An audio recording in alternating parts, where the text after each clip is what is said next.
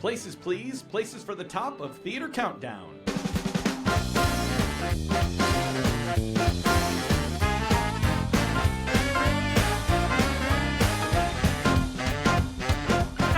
Oh, hello, friends. Welcome to Theater Countdown. I am Michael Judson Barry. This has been this has been the best time. And who are you? Who my best buddy?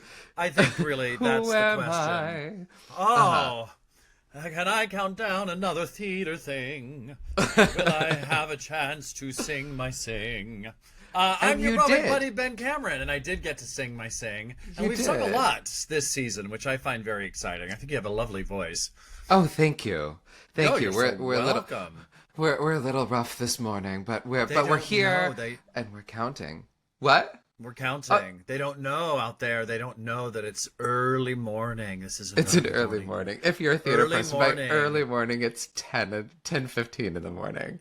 Right, so very early. So early. Can I be honest with you? I'm just going to do a little share here. When I was in the Broadway programs for many, many years, and this, part of this required a lot of therapy in the end, but I don't know that I woke up much before noon ever. Well, you were working until maybe late it wasn't into the evening. But a lot of people do go home and go straight to bed. I was never that guy when I was in a show. I was too amped up and too excited, and alcohol was too delicious, so had to go socialize. But that's for another time. But I always slept until noon or later. Then I would have an enormous embarrassing lunch off of whatever diner would deliver to me and creak my way into the theater to make more magic. But We're early morning today. We are. And you're still in your show. I'm still in rehearsals for Sense and Sensibility. It's so much fun. We just moved into the theater, so we're rehearsing on the stage, which is such a gift. And it's any time in that temple, that church, that stage is such a gift. Exactly. Actually, you're not far off, because this theater used to be part of a church, so they renovated it. It's actually a really cool space, the theater workshop of Nantucket. But yeah, it's how often do you get to spend most of your rehearsals in the actual space? They were the first show of their season, so they built our set first, and they built it very quickly. So we get a full week of rehearsal, just chilling on set. It's so fun. That is fun. And you get to be British and wacky for many, many hours a day. How's the accent coming? It's all right. He's sort of there. He's getting better. Welcome to Theater Countdown, and today we have a guest, and it's I'm just trying to do the English accent as much as I can. It's Zoe Ennis, and this is me introducing our guest whilst practicing my English accent. Yes. I think we're putting the cart before the horse, Mr. Darcy. We are. I was just trying to think of the first thing that popped into my head. But you're not wrong. Riffing.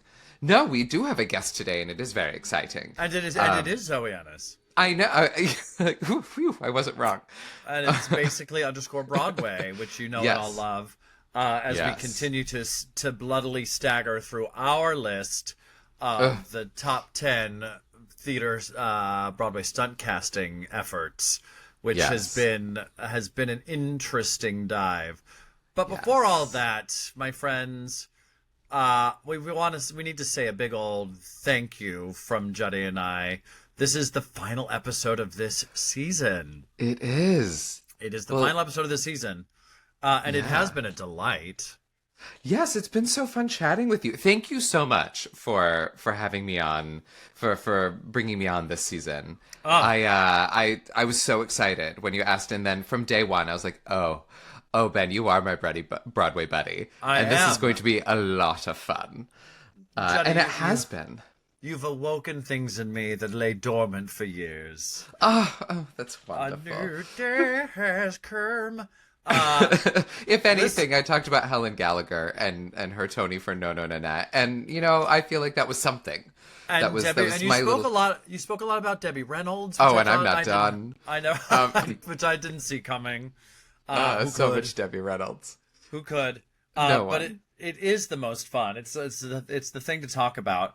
And we want to encourage you to, if you have not yet liked the podcast, click that like button, subscribe, because we have dozens of episodes and countdowns that are sure to excite, titillate, and shock you.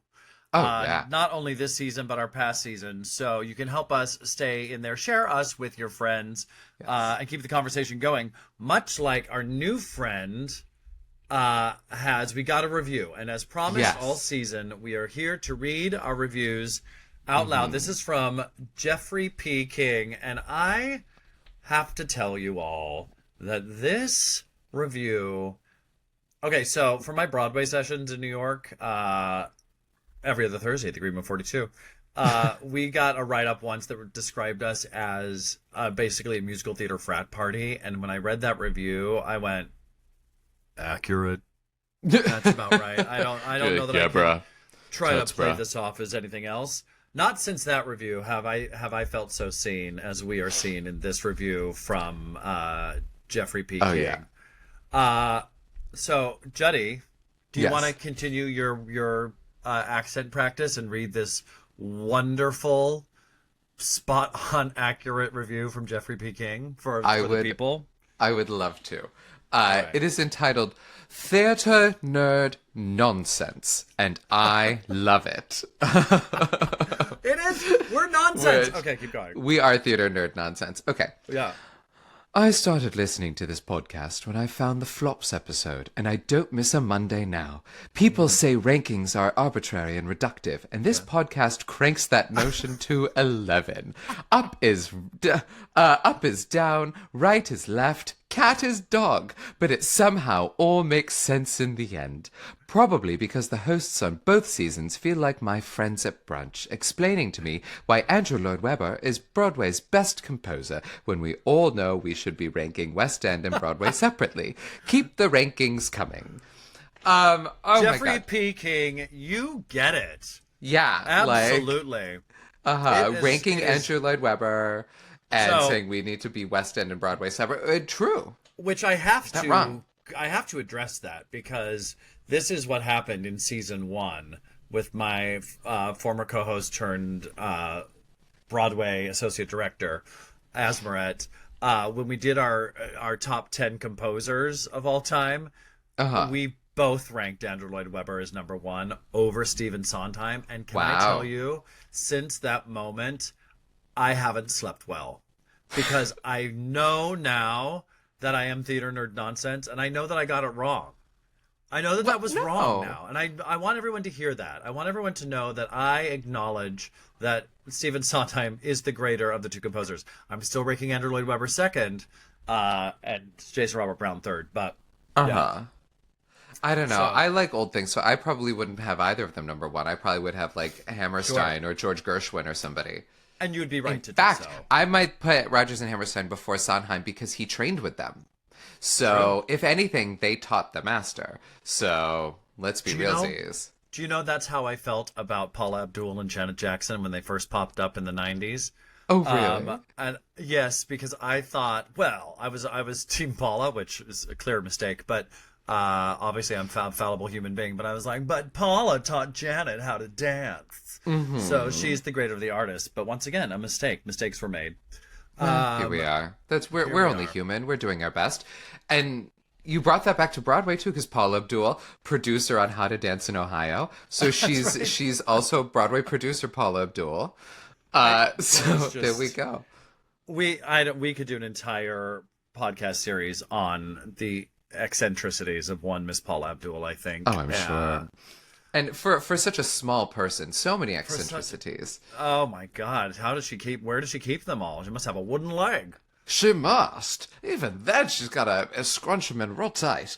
Yeah, real tight. She must use one of those inflatable back. Yes, it shrink wraps things.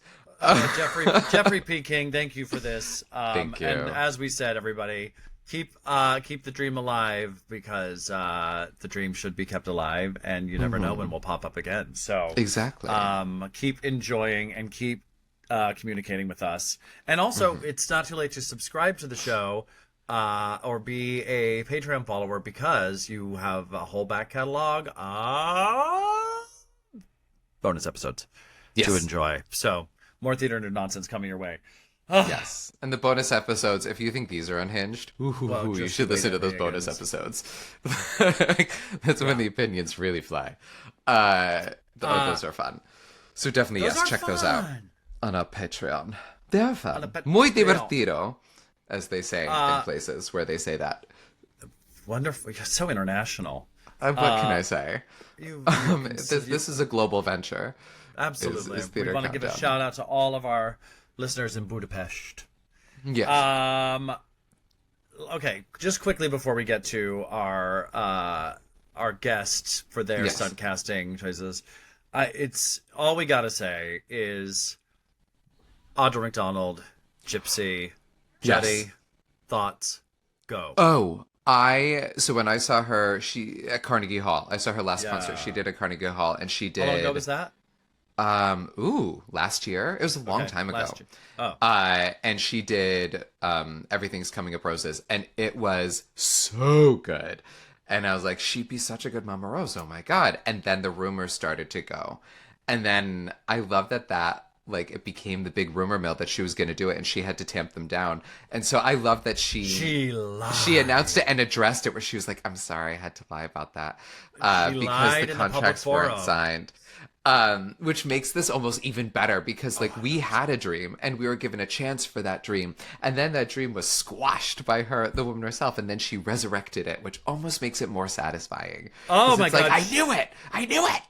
She perjured herself. I'm so good. Excited for this. She's gonna be genius. She's gonna be so different from every other Mama Rose too, which is I think the whole production is going to be different. It's George C. Wolfe directing, and Camille A. Brown is choreographing, which are two very, they're kind of maybe the two biggest black artist power players in those realms, kind of in the Broadway sphere, to be honest, credentials wise.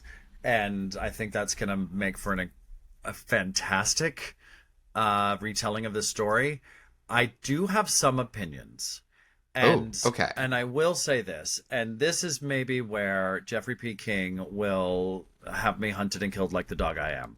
Okay. But I get it, as we have discussed in our greatest roles of all time. I get it. Yeah, Mama we talked Rose, about Gypsy a lot. Right. And even in the 11 o'clock numbers, and Rose's Turn being the ultimate. And so obviously every great Broadway dame, diva, powerhouse, juggernaut, superstar wants to play this role. But are we just in for the rest of our lives of once our Broadway divas hit a certain age, they get a Gypsy revival? It's like Bernadette wanted to do it, so Bernadette did it. Patty wanted to do it, so Patty did it. Audra wanted to do it, so we're just going to keep getting fed Gypsy revivals every decade, one every decade, and I just have to wonder: is it too much? Okay, that was very Carrie Bradshaw of you, and I did thoroughly enjoy that. Like she's sitting at her window, being like, and I can't help but wonder: is it too much? Too much? Yeah. I don't think so. I think it's like I think the Bernadette Patty one was kind of an anomaly. Like I think since Angela, we were gonna get kind of one every like 15 years whenever we had a diva who like people deemed worthy of playing Mama Rose. Because I think it was Bernadette, and then because Bernadette's did not go as planned for a lot of people, then the Patty one sort of came on the heels of that one. So I don't think that's going to be the norm, because that wasn't even a dream role for Patty. It was just sort of that team. Yeah, she talked about that. What did she say? Well, that she's like, when they were like, Gypsy, and she was like, yeah, I never thought about it. Like, it was never one of those roles that I was like, I want to tackle this. But, when the opportunity presented itself, it was like, great, yeah, let's do it. It's an amazing show. It's a great role. But wasn't it, Arthur Lawrence was so upset with the Bernadette Gypsy. And that was sort of part of the Patty Gypsy. In the sense of coming that, to life. In the sense that it wasn't a financial success? No, critical success. So he didn't like the Sam Mendes production. He didn't like that it was minimalist. He didn't like how Sam sort of broke it apart. so he was very critical of that production, so that's why he was like, I want to mount real Gypsy for this generation to see. Gypsy. So that's why he directed, and I don't know that he's much of a director, but he I think sort of regurgitated the original production with Patty, because Patty's sort of the closest thing to Ethel Merman that we have. Clearly. So the Patty one, was, as I've been told, sort of just a response to the Bernadette, which is sad because Bernadette wanted to play that role since she was like 6. Right. And that Tony performance was epic for the gods, and that's why when I ask people, Bernadette's always kind of at the top of my list of the performances I've seen of that number. I like her performance more than I like Patty's when it comes to Rose's turn. Yeah. But interesting. Yeah.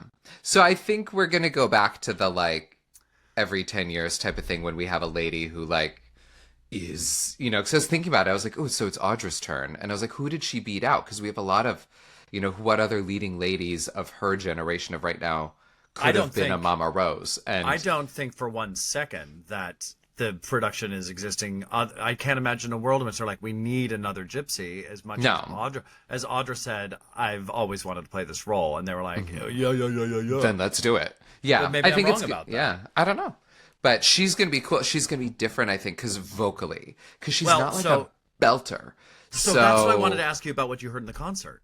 Because she mixed it a lot and she sort of went to this floaty zone and she played her really crazy, at least like in that song. Like she really leaned into the crazy, which Audra does very well. Very well. Like I think this is going to be more like the Imelda Staunton version for anybody who might have seen that when it was in the West End. I did watch that.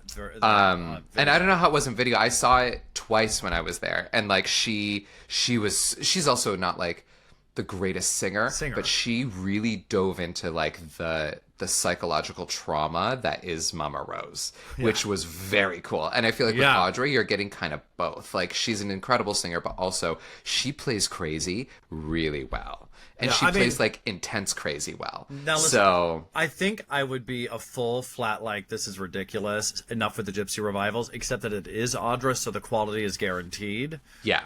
And that it will be new and that it'll be fresh. But I just wanted to touch on that. Like, it's like, okay, so now what happens now? So Audra does this, and then next decade, Lindsay Mendez does it. Like, well, right, but like Sutton Foster says, now I need to play Mama Rose, and so then we get, right, like, then we get the Sutton Mama Rose. I don't know, maybe. I love it. I'm here for it. I want to watch all the ladies do it. All right, but Audra's going to be... So they were doing this thing on the side of the Majestic Theater where they had lit up on the like sign screen just a couple of letters every day. And people were trying, what's going on? What's going on at the theater? Because you would get like a Y and an A. And so people were making these really wonderful memes like, what's going in there? What's going in there? And of course it was all letter by letter about to say Audra Gypsy. So... it's big news, people. It's big news. Big frickin' news. On the veranda, on the Riviera, somewhere. On the Rialto. On the Rialto, thank you. Oh my God. Oh, it's big news here on the Riviera. It was big news somewhere. It's our last episode. You're in Atlantic City. Yeah. In Atlantic City. On the Steel Pier. All right, we have a countdown to get to. We do. So let's start there. But first we have a guest to get to. What? Right. So is Audra doing this revival considered stunt casting? Ooh. I mean, it seems like every Gypsy revival is stunt casting. But maybe. Is this going to be on your list now in your top 5? No, I don't consider it stunt casting. I feel like this, because she is the most celebrated theater actor of our generation, that doesn't feel stunty to me. That's true. Do you know what I mean? It just feels correct. It just feels correct. So I don't see this as stunt casting for some reason. But we're going to get to the meat and cheese of all that. Exactly, the meat and cheese. I don't know why, I just thought, I was like, but if Mary Lou Henner takes over for her, that is stunt casting. That's stunt casting. Oh my God, yeah, in the exact same production that Audra McDonald starred in. Let's see what happens. Give it a go. Okay. Okay, well, before you hear our top 5, as promised, as guaranteed. It is time. It is to time hear Zoe's top 5. Zoe, come in now, darling. Come in now, darling. Hello. Don't be shy. This the Riviera. Welcome to the Riviera countdown shows. Yeah, on the veranda. There's an umbrella, don't worry. If it rains, it's okay. A lanai. What's that great Golden Girls quote? Son of Bono, get off my lanai. My lanai. It's hilarious.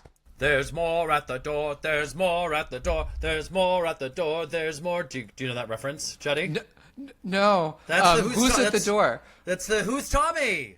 Oh, I haven't seen it yet. Well, it's not the first time it's been around. This is true. It's been around before. But I somehow have never heard that soundtrack. Cast album. That cast album. Oh, I was doing so well. Chris, hit him with the shame bell. No. It's just... Don't head a wanting of me. Shame. Shame. This is an epidemic. All right. I'm sorry. It's from Tommy. There's more at the door. There's more. And I love Tommy, and you need to listen to the cast album immediately. I will. Can't wait Not the soundtrack, but the cast album I shall. You can listen to the soundtrack to the film.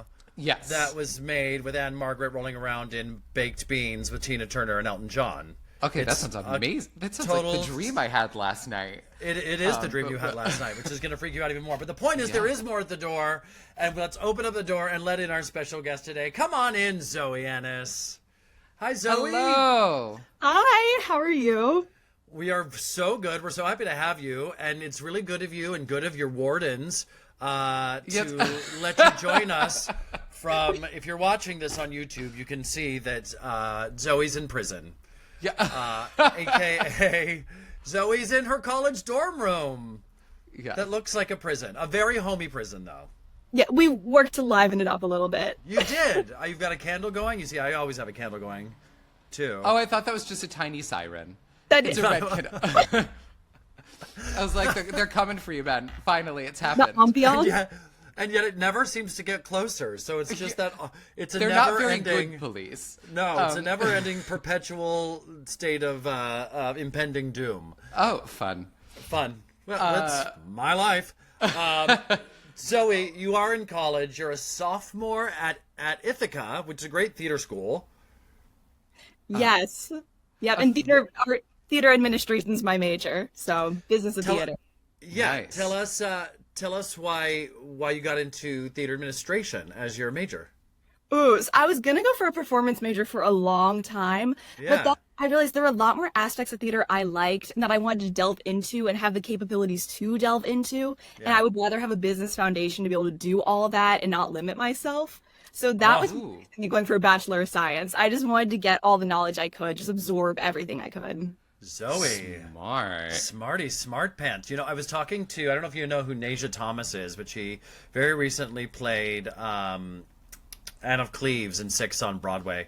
And we just did a completely, utterly bizarre gig together the other night, which I don't even know that I can speak of. But basically, this woman paid 3 Broadway stars and myself to throw her 12-year-old daughter a cabaret that no one attended. Like, just her mom and her performance coach sitting in a cabaret theater watching this girl read lyrics off. Anyway, not the point. The point is Nasia Thomas was one of the performers. And that's a story for the Patreon. If you want that full story, you've got to join us on Patreon. It is too wild for words. I'll name names. But she was talking about, and this is a woman with multiple Broadway credits, is one of the great singers in our industry, and she is very interested in going back to school for theater and arts administration because she feels in this time and era that we're in, through her working experiences on Broadway and off, that she wants to be able to come back in and make some change that she feels is really needed to be made by somebody with her experience and from her vantage point. And I just thought that was so cool. So you're in good company with that. Oh, that's fascinating to hear, honestly. Yeah, right. Like to like do your Broadway shows and be like, okay, now I want to make a difference in this. Yeah. And understand the industry that you're going into. I think that's so important, and something so many theater schools, like I feel like so many actors go into it being like, you know, they know how to roll on the floor and bake beans and sing songs, right.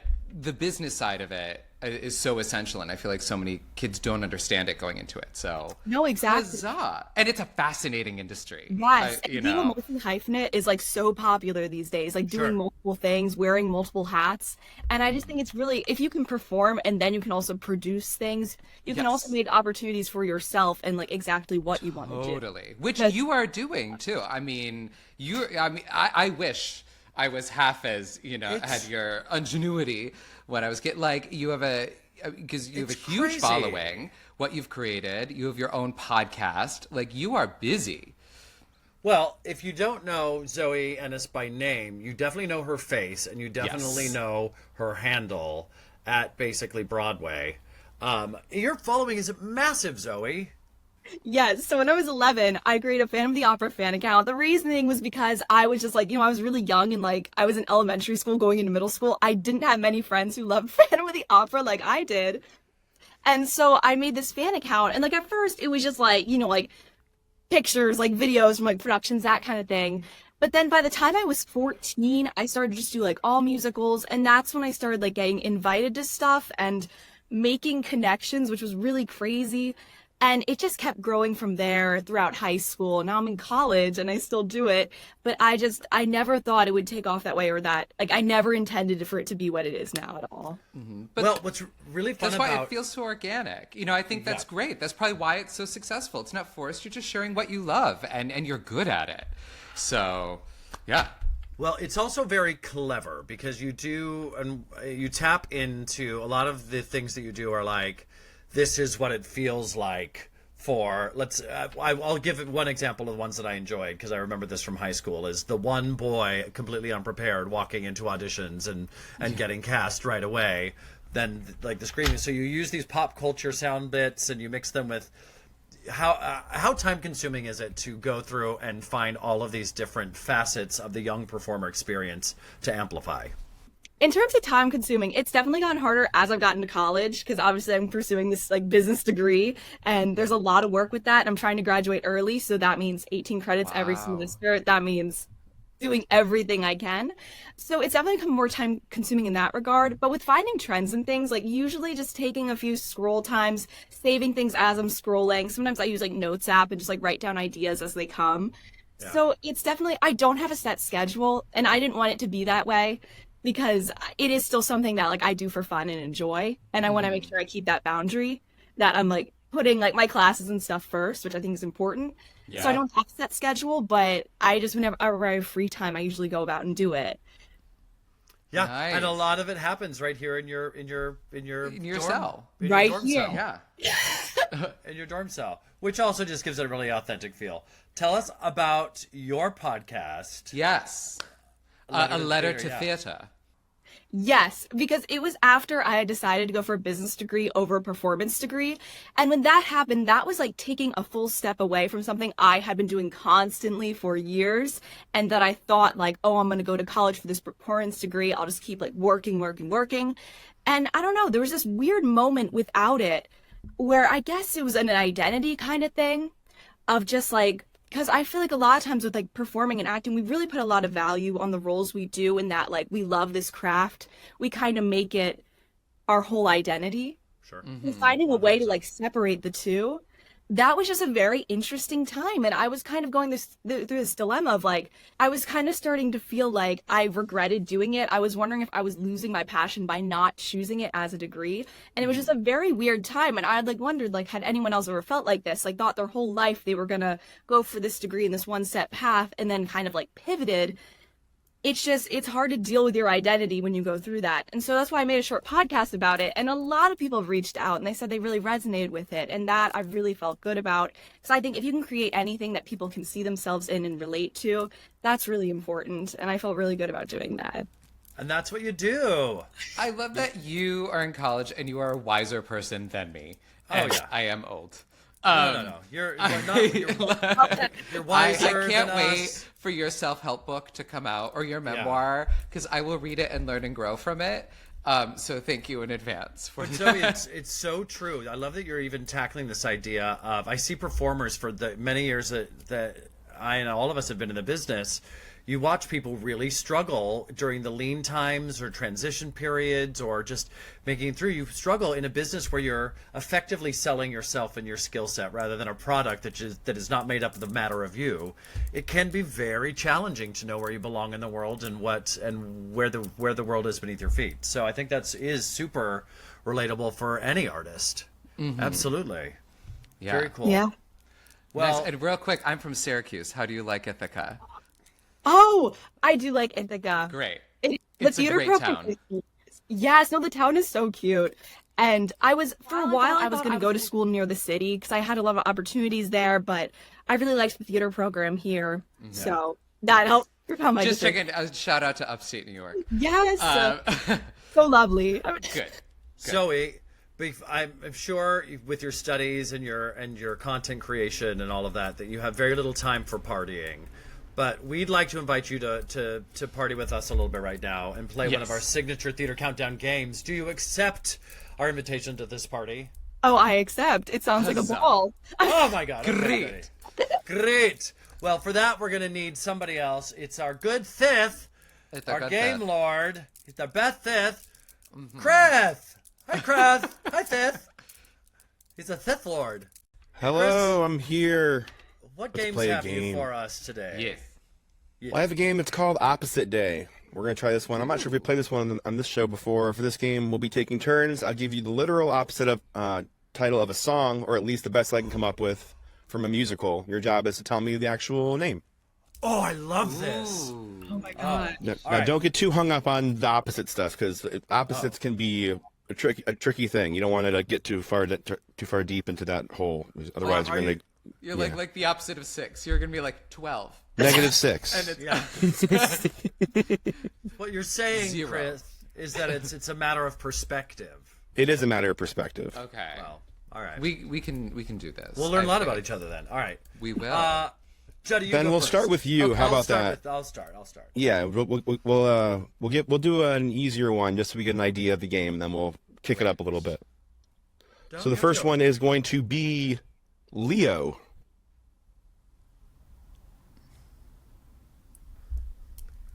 Leo. Mm-hmm. Is it bad that my first thought was just Carolee Carmelo going, Leo, you don't know this man. That's where I'm stuck. Lucille? Yeah. Leo. Think about... Leo. The opposite like of Leo. The sign? Yeah. The astrological sign? That's a good way to do it, for sure. Oh, so Leo is a lion, so the opposite of that would be a porcupine? What? A bear? You know, the famous Broadway musical song, Porcupine? Porcupine. Yeah. Yeah, it was a hit Maury Yeston tune. Yeah. Never Mary made it to Maisie Broadway. sang it in every cabaret. Leo. Be a lion? The lion's out tonight? The Circle Does anyone of want to Life. try to steal it or help Ben out a little bit? I think Danny, our producer, has figured it out. He kept pointing at himself. It does look like he's figured it out. It's a Disney reference, isn't it? What is it? It's not. Give it a go. What is it? Oh, Sure. I know what it is. Ben's back. Aquarius. Obviously. Interesting. Okay, I looked so it now up on we the have a internet. sense of the game. Great. That's the opposite. Oh, All right. who knew? That's I'm Who a knew? Gemini, so the opposite of me is me. The other year, yeah. Me too. Me too. Michael, let's give it a shot with you. I'm going to give you Thorn Strait. Why does this feel like a Swedish body of water? Totally. And how that relates to a musical, so an African desert. Or it's something to do with Lord of the Rings. Thorn Strait. Did he have a twin brother who was gay? Let's see. Don't believe so. Thorns Strait. Am I on it with like straight as in Strait? Yes, but Thorn Okay. is not a person's name. Okay. Well, then we don't know what that word means then. Thorn is a thing that's on a flower's stem.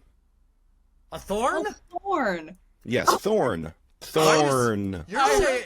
Hold on. You absolutely said Thorin. There were 2 syllables in that. Thorn. Well, luckily we recorded this, so we'll hear whether I said Thorn or not, or Thorin. Wait. Pretty sure I didn't say Thorin. You did. You did. And then absolutely. we kept repeating it, and you didn't correct a single one of us. All right. Thorn. That being said, Thorn State. Thor. Because I was like Soranos, like I was like, is this like a Marvel thing? Okay. Thorn Straight. Thorns Straight. Straight. Thorns. Multiple. Thorns like ownership. Rose's turn. Oh. Oh. And it was STRA, not as straight as in a body of Hold water. on. Chris. You sent us Hold down. on, Chris. Yes. Repeat after me. Yes. Toy boat, toy boat, toy boat. Whistle for the thistle sifter. Whistle for the thistle sifter. I can't say that. Sells I can't say the last part. I can't say the last part. Wait, Sally sells seashells by the seashore. Diction man. All right. Okay. Zoe, you're up. It's all right, real Zoe. easy. You know, best of luck. Good luck. This is going. Honestly. Friends who are just listening, the look of fear that just passed across Zoe's your face. eyes. You were just like, oh my god. Sorry guys, I have to go back to class. I have to go learn about the management of Wicked. I hear they do it well. I have to be back in the cell. Like Yeah, so, my warden's calling me. We have to go cross the Thorn Strait. All right, here's the next one. Young woman. Young woman. Okay, so opposite of young, old. Is it something with that? Yeah, actually, I didn't finish. It's young woman. Puddle. Young woman. Puddle. Old man river? Is it something like that? Yes. Yes. Yes. Yes. Yes. Okay. Oh, good Zoe, song. that was such a slay. We're doing it. You're the MVP of this game so far. No crumbs. That was the fastest, most efficient turnaround yet. That was brilliant. Oh my God, why did I not go to college? All right, Let's do one. I went to college twice. Okay. Let's do one more cycle around. Here we go. right. I need to redeem myself. This one is for Ben. This one is little cheapskate. Oh. Hey, big spender!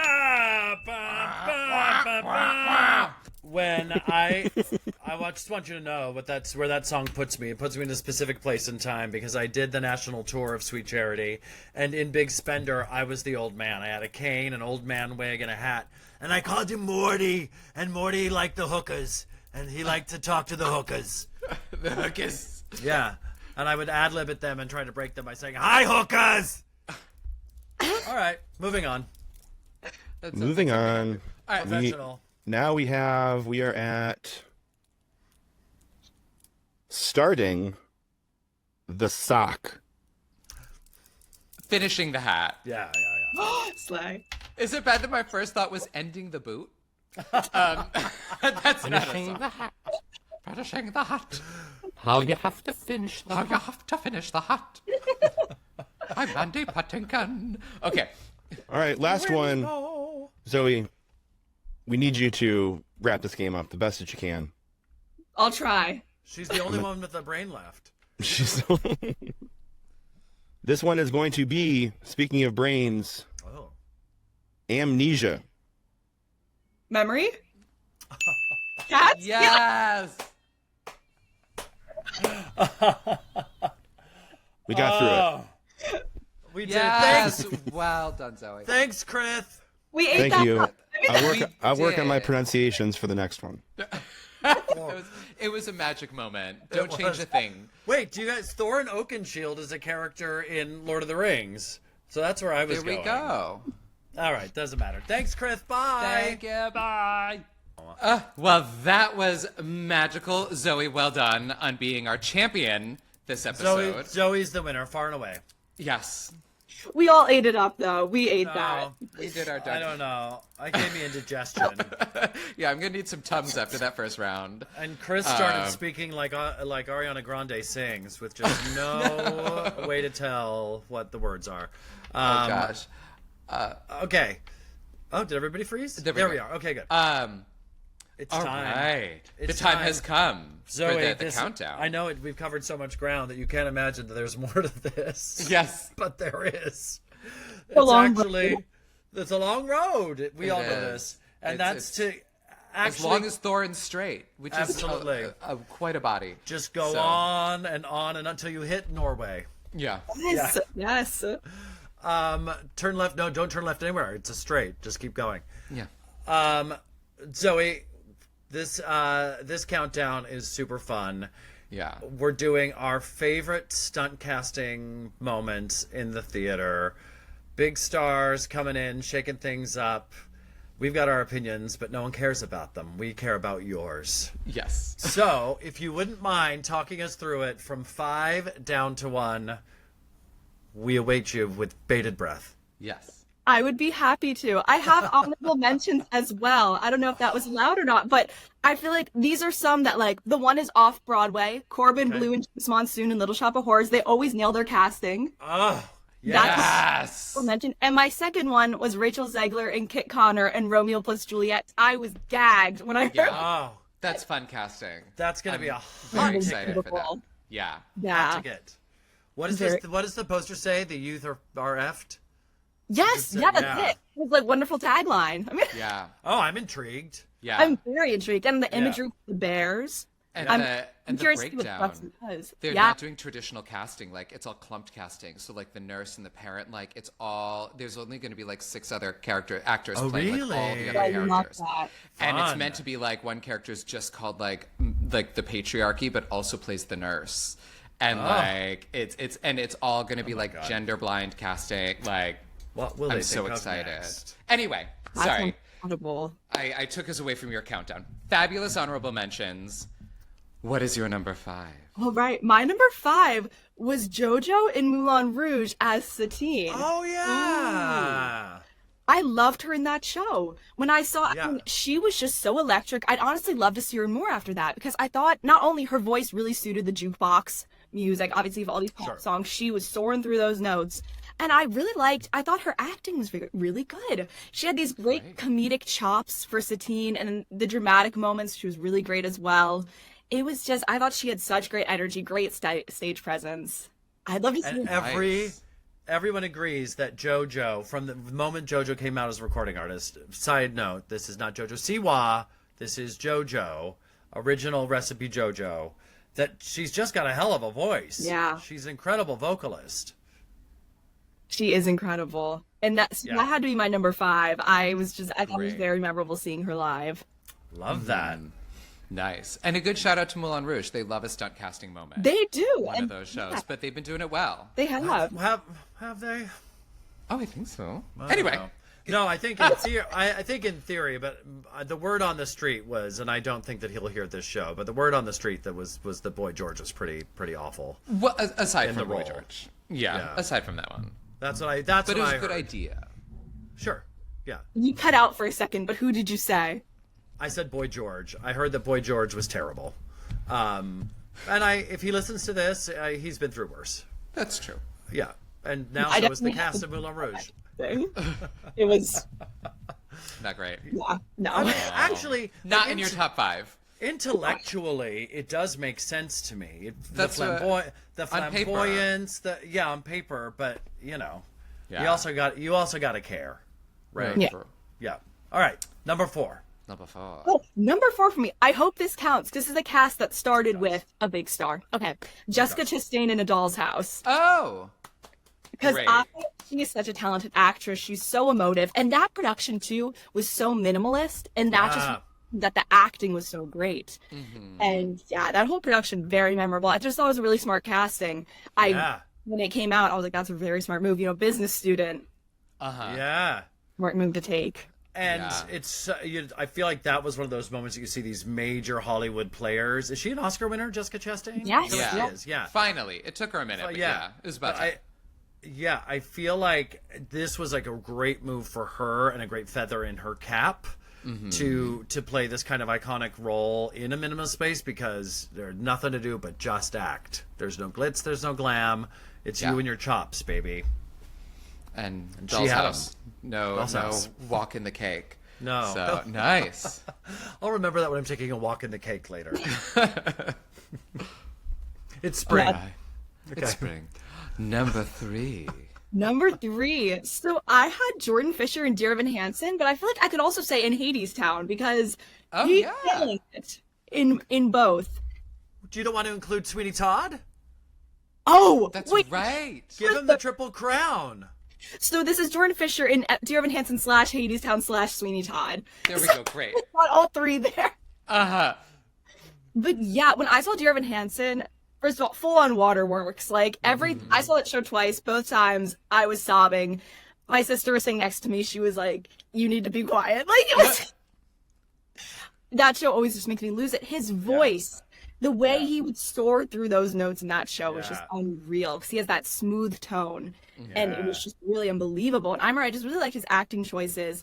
I'd love to see him in Hadestown. Have not seen him in that yet, but I know he's now extended through the summer. So love to see that. Did see him in Sweeney Todd, who's great in that as well. I honestly love everything he does in film. And I know he's done like a video game and now Broadway. He just does so much. And honestly, I'm such a fan. And I love it when the cream rises to the top as far as talent goes, because I think he really is just that gifted a performer. Yes. I raised my kombucha to you, Zoe, on Jordan Fisher, Triple Crown. And if that's not high praise, a kombucha, one kombucha raise. I'm just going with my gut. Oh. Hey. Oh no. Okay, give us another one before. Wait, they should be our corporate sponsor. And when you're counting down, always use your gut. Kombucha for a healthy gut.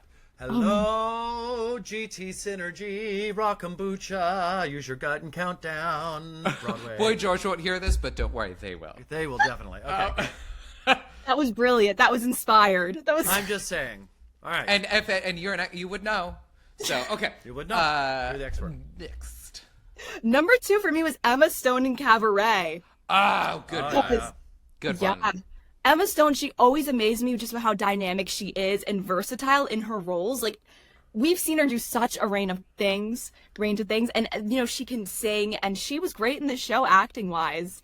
I just thought, again, another really smart casting. I'd love to see her back on Broadway in a play sometime. I just think she'd be tremendous in that.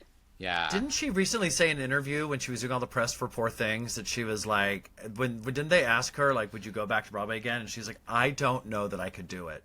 Yeah. She said it was thing. It was so hard. Yeah. She was like, I don't think I have the stamina. But I didn't get to say, I've watched all the clips. Yeah. And I heard that she was, especially in person too, that she was just magnetic. Yeah. Great choice. The Gingers, they're just dominating Broadway. These redheaded ladies. They Jessica truly are. Chastain, Oh my God, Emma yes, on the Stone. list. Yeah. All right. Moment Bring of her truth. home. Number Oh 1. my gosh. My number 1, I feel like this is just because this performer, anything they're in, is just a very heartfelt thing to me. But for me, it was Josh Groban and Natasha Pierre in the 12. I mean, we on the show, we know I love Josh Groban on this show. Sorry. He's a hug. Sorry, continue on. Please, if you don't get that reference, please do go back and listen. I don't remember which episode it was, but Michael has lots to say or absolutely nothing to say about Josh Groban. I have so much and so little at the same time. I love him. Anyway, but sorry. he does. He loves Continue on. Maybe you'll be slightly more eloquent with your love of Josh Groban than I was. That reaction was everything. I was just so thrown off by both. Sorry. I love him. So. That was beautiful. Yes, I love him too, because as I was growing up, my mom, thank goodness, she would play his music around the house. Like during the holidays, you already know when you get into the car, Josh would be playing. Mm-hmm. Yeah. Josh Groban was made for Christmas. Oh, yeah. Celine Dion invented him, and that's why she did. She was like, the world, I present to you your number 1 Christmas singer. And now Broadway's like, oh, we got him too? Thank you. Yes. To the Josh Groban point, though, he is charming as can be. And you know, what I do love about him is that he loves the theater so much. It's so much a part of his DNA, and he was training to be a theater actor when he got his recording contract and all of those things. But like the way that the charm with which he approaches all of it, like when he and Sarah Bareilles hosted the Tonys, and they were just glorious together as these massive recording stars who just, they know that the best thing on earth is to be treading the boards. Yeah. They love it. Yeah. Great call. He was. Oh, and another great Sweeney choice. Yes, and as Sweeney. I'm so lucky I saw him in both. But yeah, he's so emotional too with how he sings. Like he just puts so much emotion into his music, and both times I've seen him live, I have cried. Zoe, what stunt cast Josh Groban in his next musical? Yeah, what's he doing next? Come on, Wait, moment of that's truth. hard. No, I know, but it's time. It is time. Mm-hmm. The new musical, Hug the Musical. I mean, definitely it's something classical. He is definitely a classical kind of guy. I don't know if this would be. My first thought was him as Jean Valjean for whatever reason. 100%. Absolutely. Totally. That fatherly presence about him, and that like warmth, and I feel like he would definitely portray that. Can I tell you? This speaks to the generation gap that we're enjoying right now. Is you see Josh Groban as a fatherly figure, and I will forever see him as that curly-haired twink who's kind of sings opera. That's how I will forever see him, because he was already a big star when you were born. So I love it. Yeah, Don't you think? Wait, Zoe, don't you think he could be Phantom when it comes back? He could be Phantom. Wait, stop. That is perfect. That is perfect. And we would be there. We would be so there. This is yet another podcast, just the two of you talking about Phantom every day. Oh my! Could write a book about that show. Honestly, Yeah. so rich. So rich. Yeah. Spread it on a cracker. It's so rich. It's so delicious. It's so Ritz. It's so Ritz. You're putting it on. Okay, these are dad jokes now. I give up. These are Josh Groban fatherly dad jokes. Josh Groban would probably love these jokes, though. He feels like a real khaki pants dad jokes kind of guy. He does, doesn't he? He'll wear the hell out of a pair of khakis. Are you kidding me? Yeah. You haven't seen him running around in leather pants. He's got a Docker. Oh, 1,000%. And sensible shoes. That's why we love him. Yeah, boat shoes maybe. Oh, only if it's warm out. Well, yeah. I bet he has a boat. Zoe, this has been fantastic. You're a delight. Please do remind the people where they can find you and continue to enjoy the joy that you bring to theater lovers all over the world. Yes, of course. And thank you so much for having me again. But you can find me on @basically_Broadway across most platforms. Just search it up. You'll find me. It won't take long, friends. You're already following. If you're listening to this, you're already following her. 1,000%. Great. Yes, and thank you. And good luck with classes, good luck with school and all that, and all those, I mean, your heavy course loads. So you got this. And keep doing all the things you're doing, please, because it brings so much joy. If you need us to bake a file into a cake or something, if you need to make a prison break. To get out of the cell, yes. Yeah. Or at least come and do a tango. We'll do, whatever's called for. Absolutely. Oh my God. That's right. Yeah. Oh, wow, the dad jokes are on fuego today. All right, Zoe, save yourself. You're the best. Thank you so much. Thank you so much for having me. Have a great rest of your day. You too. Thanks, Zoe. What a dear heart. What a dear heart, darling. Absolute delight in her prison cell. With all her cinder blocks. I shall adopt you. Aw, she's like a sweet Disney princess, like trapped in a tower, counting down stunt performances. Yes. There's a princess in a tower. Oh my God, she's just at school. I like that version. And I'm so glad that she said Josh Groban. That just, as you know, that just brings me joy. I know. Your arms are outspread, ready to take in the lemon and they're squeeze ready, in. always.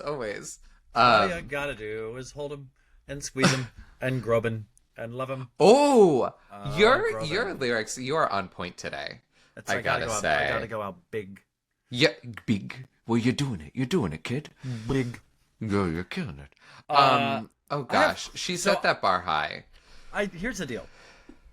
I do need to do, with your guidance, Juddy, I need some help as we work through this top 5, because I still have questions about what we together and our listening world view as stunt casting, because there's a couple things in here that we need to look at and investigate. So that being said, let's get started. Great. With our top 5. Yes. And here is, because my number 5, I'm curious to hear what you think, because you may also go, I don't know if that counts. Yeah, I don't know. I don't know. Shall I go first? Yeah. Great. Okay, so my number 5. Really, in theory, really, it's just Hello, Dolly. But I do have one specific performance. And I say that Hello, Dolly jumped to mind because I feel like before there was Chicago doing its long-run stunt casting with all the people that you listed last time, with the many peoples. The original production of Hello, Dolly kind of did that, where they were a long-running hit musical, and they, after Carol Channing left, which took an awfully long time. Sure did. Because she stayed in it for so long. And it wasn't only until they were like, Carol, you can take it on the road, and she went, okay. Yeah. I'm Nebraska, here comes Dolly. Yeah. That they had to start bringing in stars. And I feel like that show was sort of the first, like, perfect one for it, because you can mold the show to the star. I feel like, which also we really hadn't had before, since, like, pre-Oklahoma days. So that's why I feel like Hello, Dolly just needs a shout out, because I feel like that production sort of invented the stunt casting that we know and love now for long-running musicals. And so they had a bunch. They had Betty Grable, Ginger Rogers, Mary Martin. But the one that I enjoy is Ethel Merman, when she took over for Hello, Dolly. Because she was the original choice for Dolly. And she left. So they were writing Hello, Dolly for Ethel Merman. And I don't remember the specifics as to why she left the production, but she did. And then Carol ended up stepping in. While I think it was doing out-of-town tryouts. That. Yeah, like, while it was, like, in out-of-town. Because I'm pretty sure Ethel did some performance of it somewhere. And then they were going to Broadway. She left. They were scrambling for a new Dolly. They ended up settling with Carol. Vocally, obviously, very different. Yep. So Jerry Herman had to go back and sort of, like, rewrite a lot of stuff to suit Carol's voice instead of Ethel's. Some songs were removed, other songs were put in, so the whole show ended up getting a full shakeup. But then later in the run, Ethel ended up coming back and getting to do it. And so I sort of love that, because at that point she was older, she was a megastar. So that to me still feels like stunt casting, because that's what the show was doing. But I love that Dolly finally got its original Dolly through a stunt cast. Wow. You just dropped some hot, fresh knowledge on me that I did not know. I'm that big of a nerd. That's great. That's really good intel. So that's why of all the Dollys, I think that's my favorite stunt cast Dolly. Followed closely by Bernadette Peters, because she was so frickin' good when she took over for Bet. Well, I just can't imagine if that's going to come up again later in the countdown. I don't know. I don't know. But Dolly is a good one. There's a lot of good stunt cast choices. Like Ginger Rogers, too. What a fun one. And Betty Grable. They had some great old stars in that original one. Yeah. But then I love that they brought it back with Pearl Bailey, and that was so iconic. Yes. Like Pearl Bailey took over. Yeah. And I love that that was like Carol's idea. Like she really helmed that to do an all African American version of Hello, Dolly, because she was friends with Pearl Bailey. And she thought she was excellent, and she really, that's why they did that special with the two of them together. They did Carol and Pearl. They did like a TV variety special together. But yeah, Carol was a huge part of making that happen. You make me feel like such a dummy. I had no idea that Carol, you know all the songs. Like, yeah, isn't that neat? That's really or so neat. So the story goes. Who knows? I wasn't there, but well, listen, up is down, cat is dog.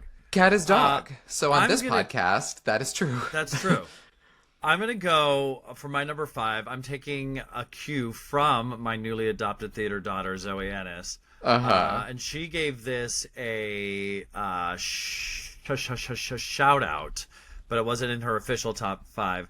And I'm giving the stunt casting of Jinx Monsoon as Audrey in Little Shop of Horrors my number 5 slot. Which we could easily, Chicago, we know Jinx went in to play Mama Morton, broke all these box office records. She's going back in this summer right after she just finished playing Audrey. But I think that this is kind of revolutionary casting.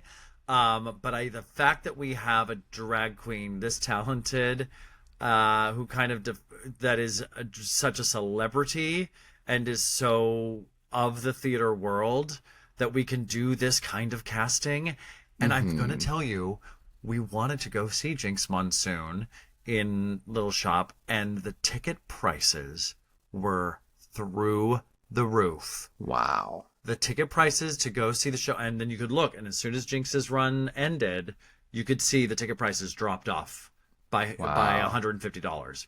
It was bonkers, crazy, but I just think it's revolutionary. It's kind of the first of the first kinds of thing, and she's so right on for it, and she schmacks it, which I think you have to when you're Jinx Monsooning Audrey, but she's having a real Broadway summer, kids. She's in all the stunt casting shows. I love that. Yeah, yeah, right. Well, speaking of Jinx and Jinx's Broadway debut, Chicago, I know we listed all the people from Chicago, but I had to give one a special stunt casting shout out. Like Thanos, Chicago is inevitable. It is. Like, it was going to be there. And again, Chicago, there are just so many to choose from. There were the good, the bad, and the ugly. But there, I so wanted to say Pamela Anderson, because I was just like, what? No, but the one that stuck out for me is actually BB Newirth, because, again, like an original coming back, because she has come back to that show 3 times. Yeah. And I just love that BB opened it, won the Tony for it. Came back, I don't even know how many years later, to play Roxy. Came back years later again to play Mama Morton. And I can't wait for her to give it another couple of years and come back as Mr. Cellophane, and then come back just a couple of more years later and play Billy Flynn. Great. And then even later to play the guy that gets shot at the beginning of the show. Like, I just sort of love that she keeps coming back to it in different roles. And I can't think of another show where that's possible. And that's why that to me sticks out. Because it's like, you opened the show. You won the Tony for the show. And then you just keep coming back as different characters. And that to me feels like such a fun sort of like stunt game for Broadway nerds, you know? 100%. It's this fun... She's the Where's Waldo of Chicago. She really is. Find BB Newirth in the show. She could be playing it.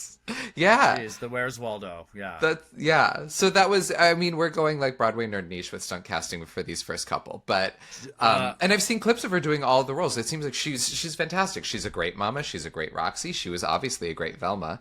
So good for her. No, I saw the original production with her and Adam Ranking. I don't know. Yeah, it was honestly such a moment in time, because the explosion of this hit Broadway so hard. It was a gut punch to Broadway in the most wonderful way when Chicago landed, and here we are still talking about it this many years later. Yeah. Cool. All right, great. Well done. I haven't seen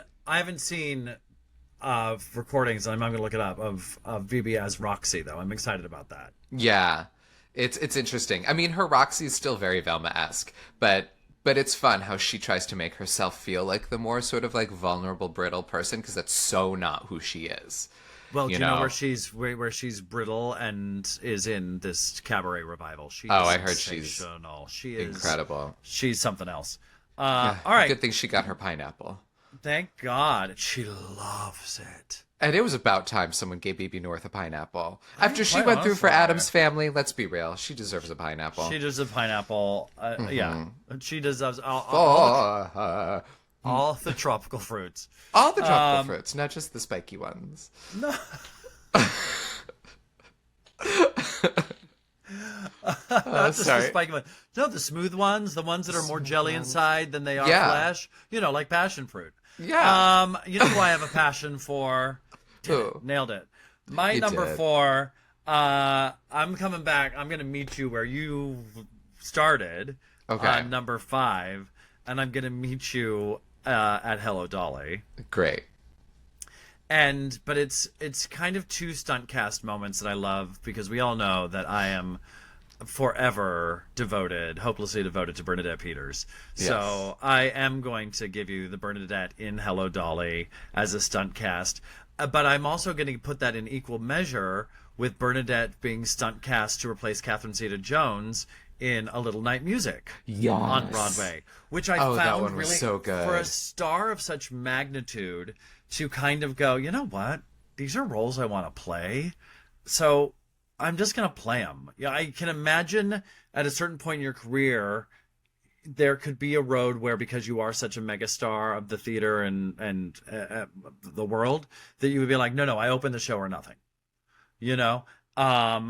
and the fact that she's like, no, I need to play Desiree and I need to play Dolly and the world needs to see me play these things. Bernadette Peters can do Sondheim still better than anyone and break your heart, period, the end. So watching her do a little night music, just sitting still on that bed with him, is really something.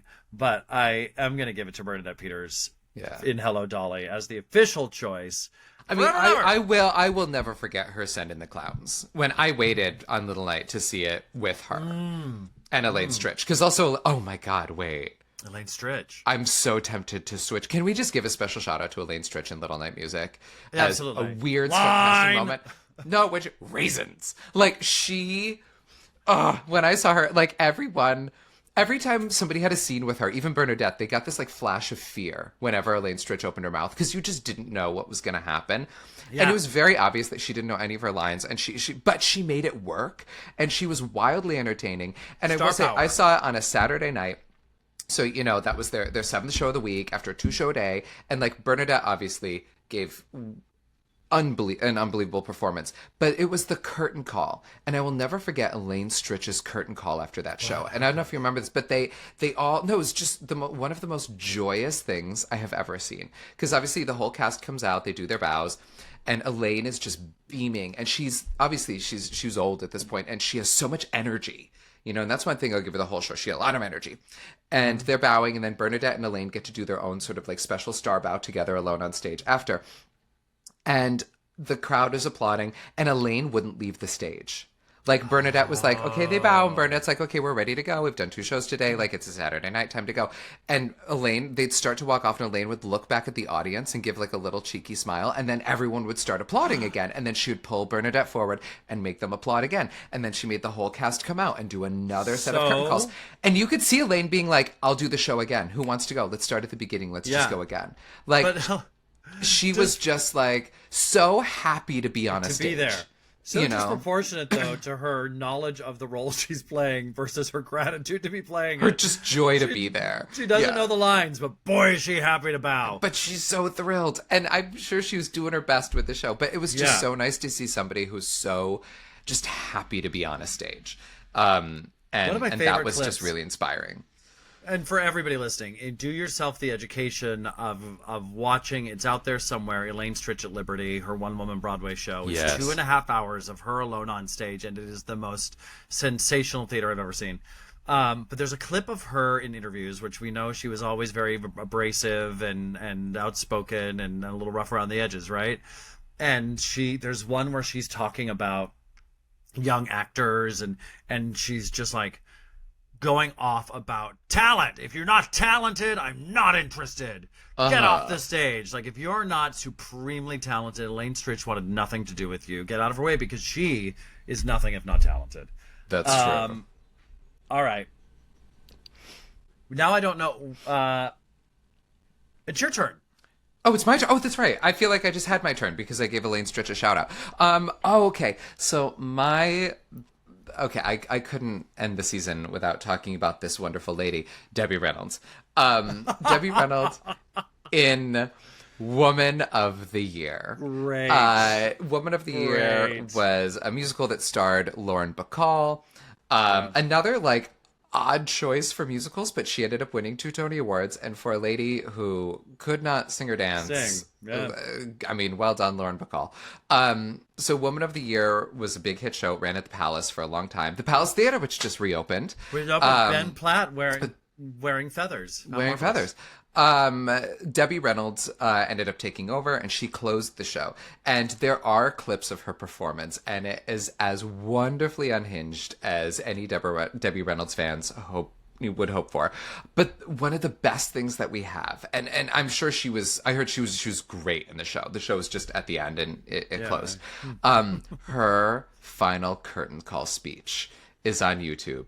and it is just the audio, and it is great because I feel like she had a couple of drinks during the show, and they have her final song where she's like, "Woman, and she's just like really letting it loose, and then they go to the which we can play, but she it's great because she's just like, I'm so happy to be here, but like gives shout out to the cast, and she's like, well, they're closing us. Well, what do they know? And it's this just wonderfully, we should just listen to her do it, but it's this wonderfully like unhinged curtain call speech, which in true Debbie fashion. So happy Debbie Reynolds made it back into this episode. Yeah, had to. So happy. When you go on stage, it isn't just us up here, you know. We have a tremendous crew behind us that are moving these ridiculous sets up and down and all around, and they just work their little butts off, and they're just great. And I didn't get a chance to visit with all of them because I came in and out so fast. I hope the next time they'll keep me around. I'm such a friendly person. That is Debbie Reynolds, and that is how you close a Broadway show. 100%. Is you knock the producers, and you just go, I mean, I'll come back, you know? Yeah. You turn your closing speech into a one-woman Vegas show. Right. If you'll keep clapping, I'll keep dancing. For real, though. That's that speech. Okay. Number 3, this is where I need to ask you your opinions on things. So let's talk about Sunset Boulevard. And in Sunset Boulevard, following Glenn Close, we all know the drama. Patty originated in London. Glenn took it on Broadway. All of these things that we all know and is the stuff of legends.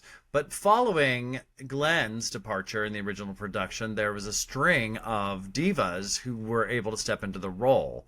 And I don't know if we're considering that stunt casting, because we're talking about legends. We're talking about Betty Buckley. We're talking about Elaine Page finally making her Broadway debut as Norma Desmond. What say you? Is that no? I think you're fine, because that sounds like if I'm allowed to have Ginger Rogers and Ethel Merman and Hello Dolly as stunt casting, you're allowed to have Diane Carroll and Betty Buckley and Elaine Page as stunt casting. Okay. I feel like that counts. They were big stars who took over. They're big stars and they earned it. And I mean, you know, talk about stunt casting, you know, having Nicole Scherzinger coming in Sunset Boulevard is absolutely stunt casting as well. The Faye Dunaway talking about Sunset Boulevard just came up on my Instagram yesterday. How she was fired from that. From the musical? Yeah. She was supposed to do it, I believe, in LA and then the tour. And she even got into rehearsals and then she got fired. And it was like a whole thing. Like that show, it just needs to never fire people, really, because it never goes well for them. Faye Dunaway is, I think we all know, famously difficult. I mean, is famously insane. Yeah. All right. Well, then that's great. Then I'm going to give my number 3 stunt cast to Betty Buckley. Great. And I did see Elaine Page do it. And Elaine Page is so tiny, and that staircase was so big. You're like, I hope she makes it. But Betty Buckley came in, and particularly in As If We Never Said Goodbye, right? We're looking at With One Look and As If We Never Said Goodbye as the kind of touchstones of the musical. Yeah. But she kind of, Betty Buckley, who's a hell of an actress too, and gets real lost in character, she decided musically that when it gets to the big I've come home at last, she decided that home was the operative word here, was the punch word and the kind of the crux of the entire Norma Desmond journey. So she decided musically that she was going to stop the show by holding that note as long as she possibly could. Whereas, you know, normally music, I've come home at last. We build. Yeah. But Betty Buckley wanted something, I've come home, and holds it, because home was what it meant. It's wild. And then I think Elaine Page jumped on board and did a little bit of that as well. I didn't know she started that. Betty Buckley, who, if you listen to any Betty Buckley albums or live recordings, she does wild things with tempo and timing of songs. She does wild things. Like, you listen to the songs, you're like, what? I have why is she singing this so fast? I don't understand. All right. Okay. My next one. Okay, this is good old stunt casting, but this is stunt casting that I I gotta say, I loved. So this is from the Cinderella, the Rodgers and Hammerstein Cinderella production with that originally was with Laura Osnos and Santino Fontana and Victoria Clark and that great cast. So that show was just magical. I loved it. So the second cast, Fran Drescher went in as the Wicked Stepmother. And she was the one I was originally going to see because I grew up with The Nanny. The Nanny was like cornerstone of my childhood. So excited to see Fran Drescher. She did not disappoint. She was absolutely hysterical. But the biggest surprise and the most pleasant surprise of the evening was Carly Rae Jepsen. Was it? Teresa's mouth just dropped. Did you not know that, Teresa? Carly Rae Jepsen, absolutely. She was so good. And I'll tell you why. She was so good because she wasn't that great. And that's what made it great. So I will defend this because I saw it originally with Laura Osnes. And part of the take on this production of Cinderella was that she's not sort of like perfect, or she doesn't realize she's perfect, right? She has a moment with the prince later. And I think the idea is like, she's beautiful. And he's sort of this like goofy, funny version. And there's a moment where they're at the ball and he's like, he says she's beautiful. And she looks at the audience and she's like, huh, how about that? And when Laura Osnes does that, and Laura Osnes is the best, one of the best dancers on that stage, and she can sing like every Disney princess, and she looks like a Disney princess. It's like, girl, that's not a shock. Like, I know you're covered in like ashes, but like you got a mirror in that house. Yeah. But and she's so elegant and beautiful and talented. Carly was like, she's short. The costumes didn't quite fit her that well. She's only like an okay dancer. She's like an okay singer. But she's so endearing, and she brought this sort of gorgeous like insecurity to Cinderella that obviously Laura Osnos just couldn't.